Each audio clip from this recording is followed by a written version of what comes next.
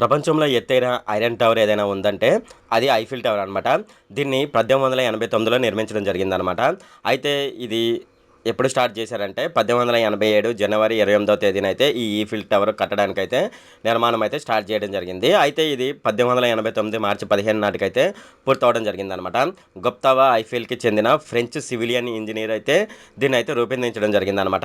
అలాగే అతని పేరు మీదనే దీనికి ఐఫిల్ టవర్ అనే పేరు రావడం కూడా జరిగింది.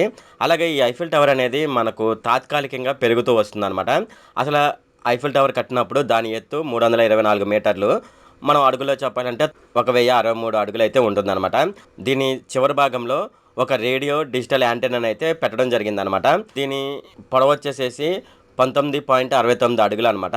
సో, ఇలా దీనిపైన రేడియో యాంటెన్నా పెట్టడం వల్ల ఇది తాత్కాలికంగా అయితే పెరిగిందనమాట. ప్రస్తుతం దీని ఎత్తు వచ్చేసేసి 330 మీటర్లకైతే ఉందనమాట. ఇంతకుముందు ఇది 324 మీటర్లు. దీనిపైన డిజిటల్ రేడియో యాంటెన్నా పెట్టడం వల్ల 330 మీటర్లకైతే పెరగడం జరిగిందనమాట. అయితే దీన్ని మొదట తాత్కాలికంగా నిర్మించడం జరిగిందనమాట. అయితే దీనికి తొలుత ఎక్కువ మంది సందర్శకులైతే రాలేదనమాట.